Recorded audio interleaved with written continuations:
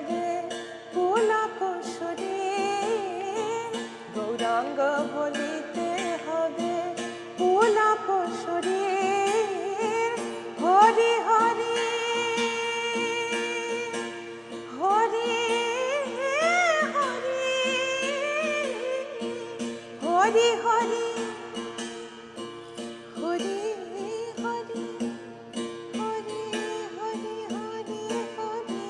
হরি হরি হরি হরি হরি শ্রী হরি হরি হরি হরি হরি হরি হরি বলিতে নয়নে বহে নীর, গৌরাঙ্গ বলিতে হবে। उस समय बाउल भाषा में, बाउल पद में, बांग्ला भाषा में वो लोग गाते थे। राधा कृष्ण के ऊपर तो गाते ही थे और सचिर दुलाल के जय ध्वनि भी देते थे। नवद्वीप धाम में साक्षात वृंदावन प्रकट हो गया था, क्योंकि जहाँ श्री वृंदावनेश्वरी राधा रानी के साथ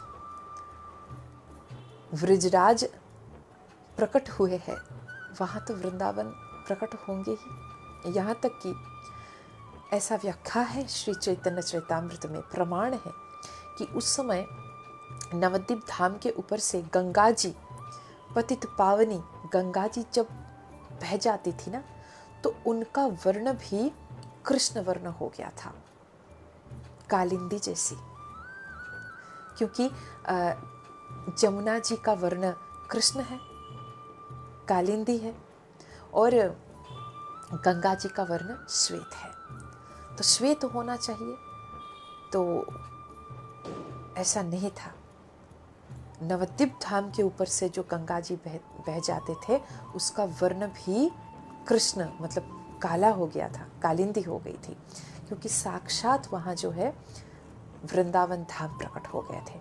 और सारे जो भी आए थे ना, जो भी प्रकट हुए थे, चाहे वो ब्राह्मणी हो, कोई सन्यासिनी हो, कोई शाक बेचने वाला हो, कोई सब्जी बेचने वाला हो, कोई दूध बेचने वाली हो, ग्वालिनी हो, कोई भी हो, सब व्रज गोपी, सब व्रजवासी एक एक अवतीर्ण हो गए थे। तो बचपन में इतना सुंदर चैतन्य महाप्रभु का रूप, इतना सुंदर उनका स्वरूप, ये बड़ी बड़ी आंखें, नैन कमल, और सची माँ ने बहुत सुंदर सुंदर उनको जेवर पहनाती थी।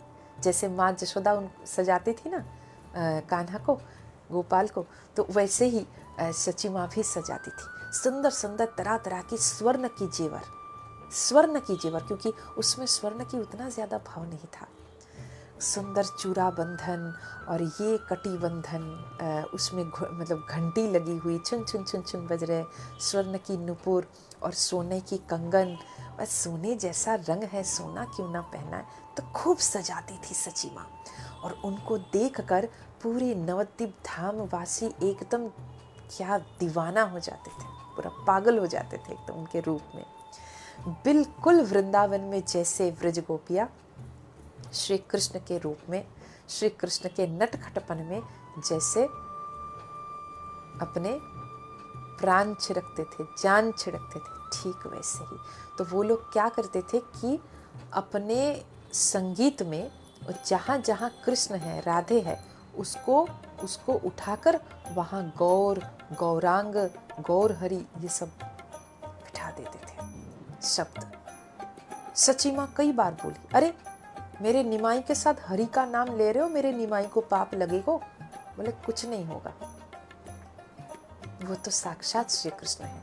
तो ये नवद्वीप वासी को एकदम यकीन ही था कि भगवान आ गए। वो लोग भगवान की ही दृष्टि से उनको देखते थे।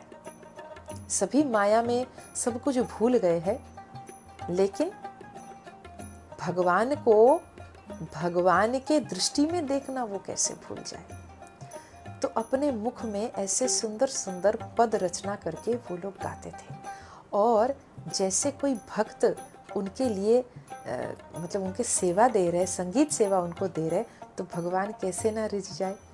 तो जितना ही उनका चंचल अवस्था में वो रहे, हमारे निमाई, वो अचानक से एकदम शांत हो जाते थे और विभोर होकर ऐसे गर्दन हिला के ऐसे सुनते थे, एकदम एक मन से एकदम विभोर होकर सुनते थे और मंद मंद मुस्कुराते थे।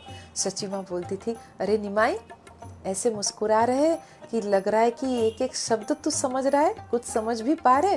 निमाई बोले हाँ, ऐसे सर हिला रहे।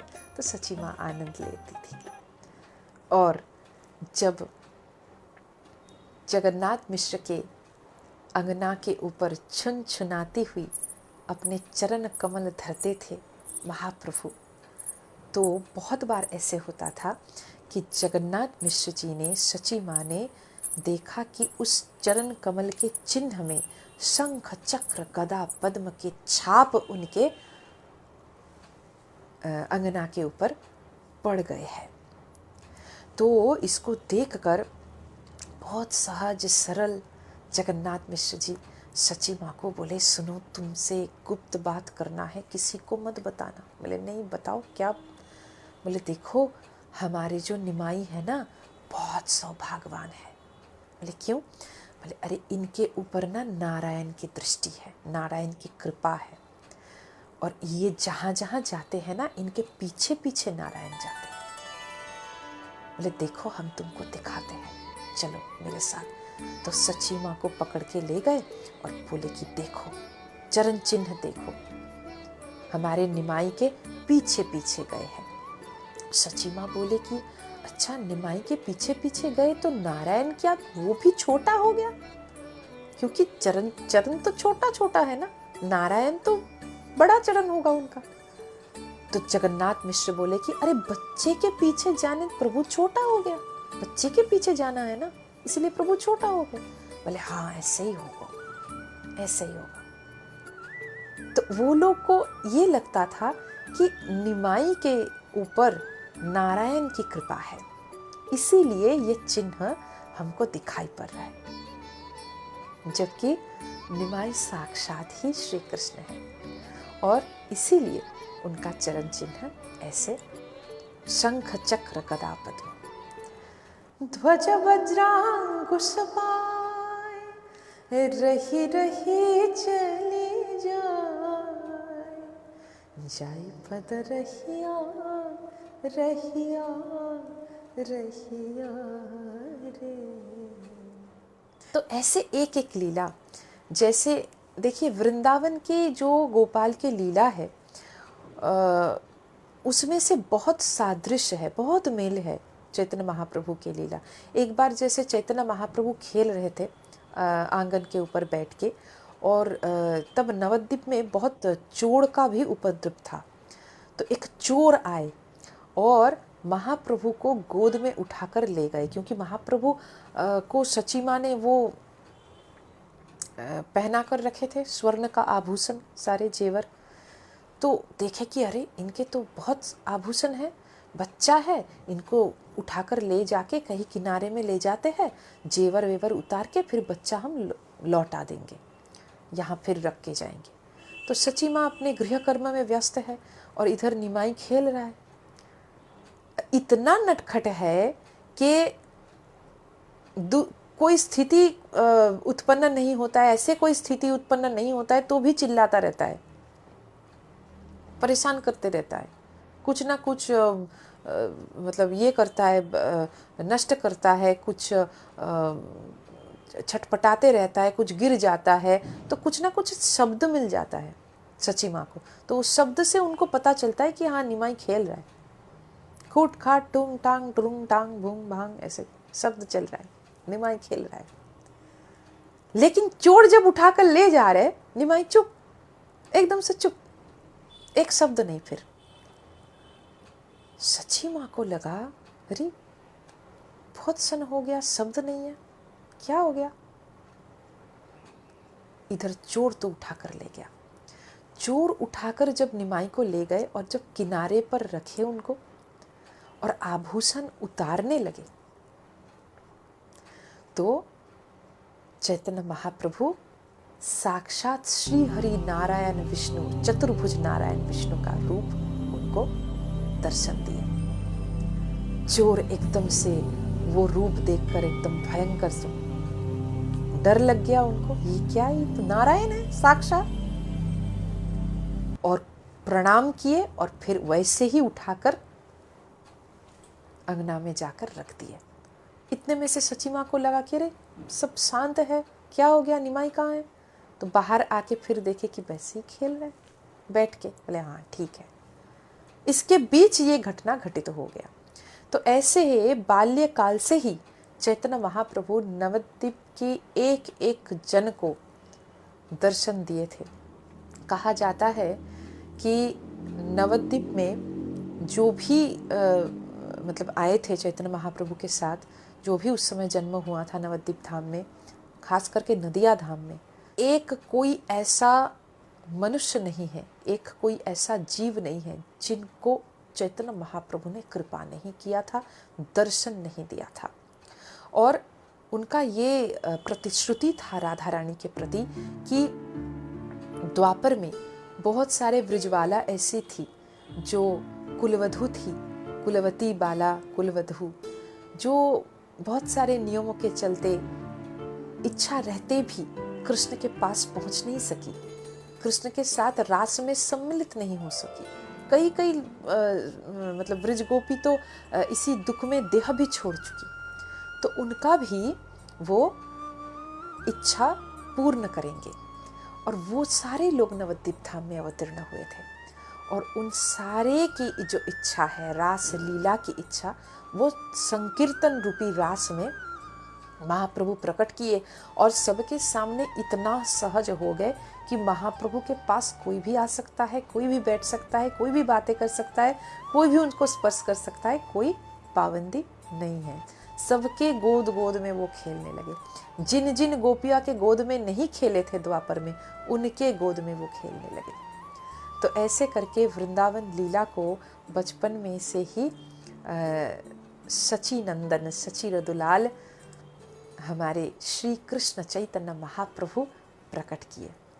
तो आज चैतन्य महाप्रभु के आविर्भाव, उनके आगमन की कारण पिछले दिन पटभूमि बताई हूँ कि कैसे सीतानाथ महाविष्णु अवतार सीतानाथ अद्वैत आचार्य प्रभु ने तपस्या करके कैसे गोलोक बिहारी को इस धरातल में लेकर आए।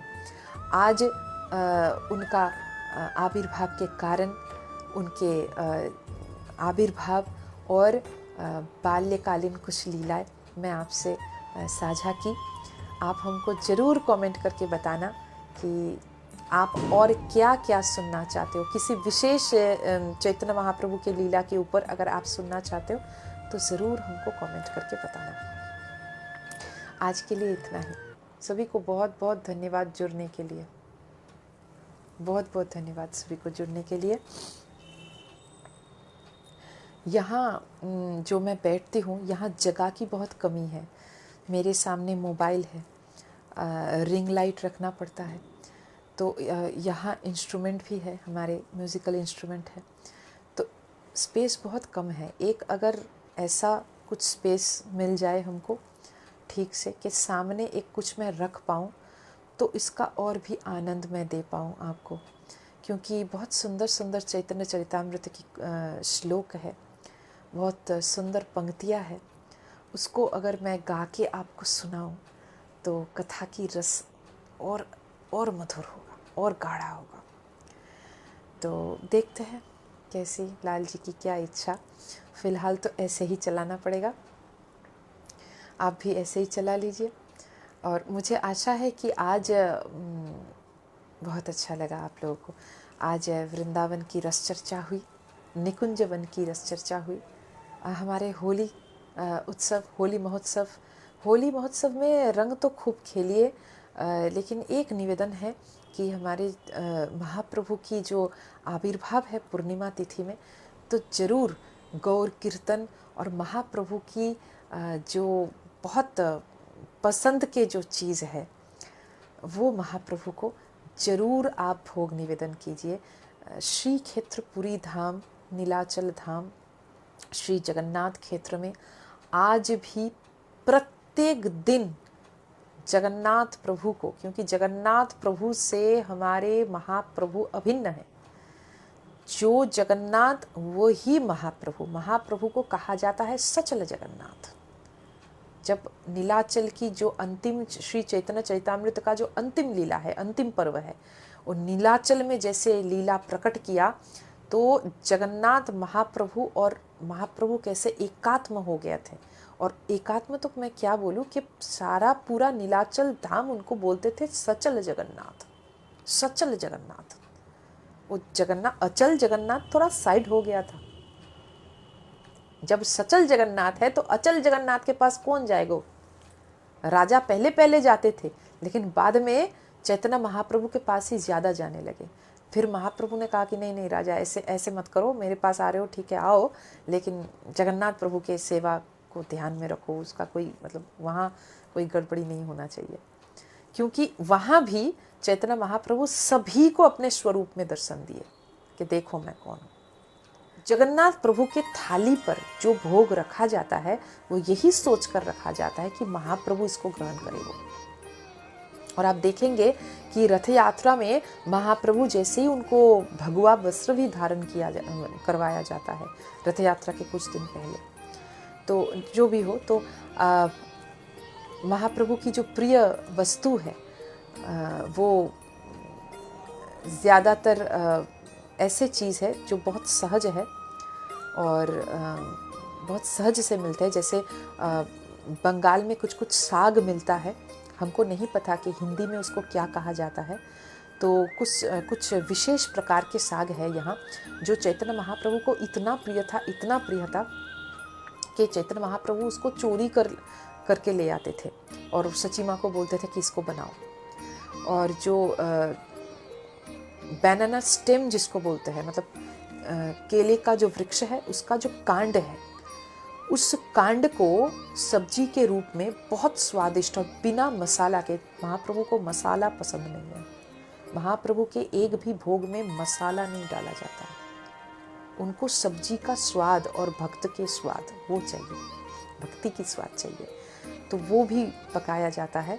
और उसको याद करके बंगाल से सीख कर आज भी पूरी धाम में वो सारे चीज़ बनाया जाता है। वो पीठा बोलो, वो खीर बोलो, चावल का जो खीर है, और हमारे वो बनाना स्टेम का जो सब्जी होता है, अच्छा केले का वृक्ष का जो फूल होता है उसको बंगाल में हम मोचा बोलते हैं। केले का जो फूल होता है वो बहुत पौष्टिक आहार होता है, वो भी बिना मतलब मसाला के, खाली छोंक डाला जाता है उसमें और घी से बनते हैं, वो भी महाप्रभु के बहुत प्रिय है, बहुत प्रिय। तो इस पूर्णिमा तिथि में बंगाल में तो घर घर में जहाँ गौरांग की पूजा होते हैं, आरती होते हैं, तो बनेगो ही बनेगो ये सारे चीज़। इसके अलावा महाप्रभु और कुछ ग्रहण ही नहीं करना चाहते हैं। वो आप कैसे भी पनीर का सब्जी बनाओ या वो सब साइड में डाल देंगे महाप्रभु, पहले वो ये सब ही खाएंगे, ये सारे सब्जी, ये बहुत बहुत ज़्यादा प्रिय है उनको। तो पूरी धाम में आज भी बनाया जाता है, बंगाल से सीख कर वो लोग बनाते हैं। आप भी सीख लो, यूट्यूब में तो भरे पड़े हुए हैं वीडियो, वहाँ से अगर आपको श्री कृष्ण से प्रेम है, राधा कृष्ण से, तो वो बनाना आप सीखो और फिर पूर्णिमा के तिथि में ज़रूर भोग लगाना। महाप्रभु को भोजन बहुत पसंद है, वो बहुत भोजन रसिक थे। सार्वभौम पंडित नीलाचल धाम में उनको बिठाकर पवाए थे, एकदम से सेवा दिए थे।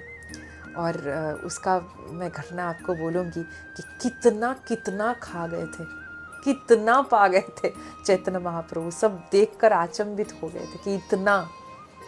और फिर चैतन्य महाप्रभु विनम्रता दिखाकर बोले थे कि नहीं नहीं बस और नहीं।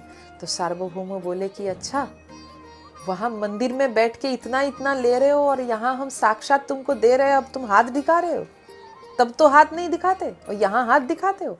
जैसे ही बोले और ऐसे करके तिरछे दृष्टि में महाप्रभु को देखे और बोले, सार्वभौमों को देखे महाप्रभु ऐसे तिरछे दृष्टि में और फिर मुस्कुराए ऐसे, और फिर सार्वभौम बोले दो थाली के ऊपर और दो, इतना चावल और इतना सब्जी और इतना सारा सारा पूरा एकदम खा गए।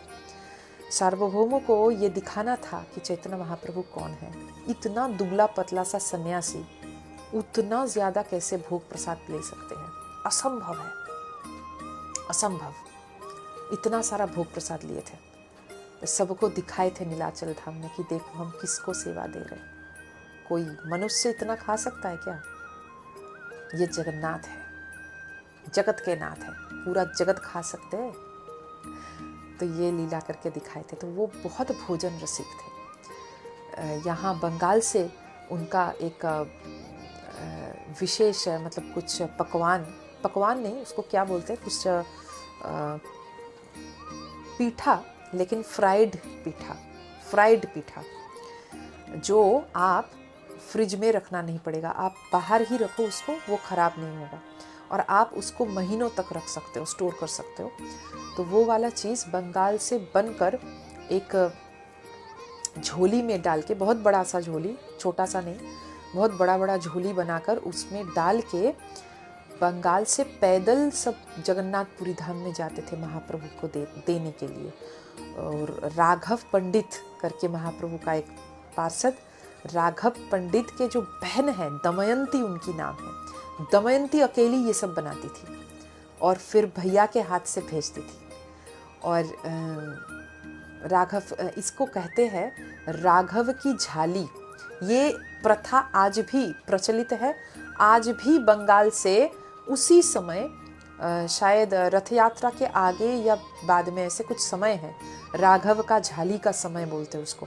तो वहाँ आज भी वो लेकर जाते हैं, बंगाल से जाते हैं, जगन्नाथ मंदिर को जाते हैं और गंभीरा जहाँ महाप्रभु जहाँ बैठते थे वहाँ भी जाते हैं और वहाँ ऐसे टंगा कर रखते हैं, जैसे महाप्रभु उसको टंगा देते थे अपने कक्ष में कि राघव के झाली आया है तो उसको टंगा देते हैं। जब भी भूख लगता था उसमें हाथ डाल के एक एक पीठा, एक एक नमकीन निकाल के वो पाते थे। तो ऐसे ये प्रथा आज भी प्रचलित है। तो आप समझ सकते हो कि कितना वो भोजन रसिक है। तो इसीलिए ये एक ऐसा दिन है, हम भक्तों के लिए बहुत आनंद का दिन है कि तरह तरह के चीज़ें हम बनाकर महाप्रभु को देवे और महाप्रभु जरूर उसको ग्रहण करेंगे। तो आज के लिए इतना ही। चलिए, जय जय श्री राधे। श्री गुरु भगवान की जय। श्री माता ठाकुरानी जोग माया देवी की जय। ठाकुर श्री कुलदानंद ब्रह्मचारी महाराज जी की जय। आपन आपन गुरु महाराज की जय। सब भक्तन की जय, सब संतन की जय। श्री वृंदावन धाम की जय। श्री नवद्वीप धाम की जय।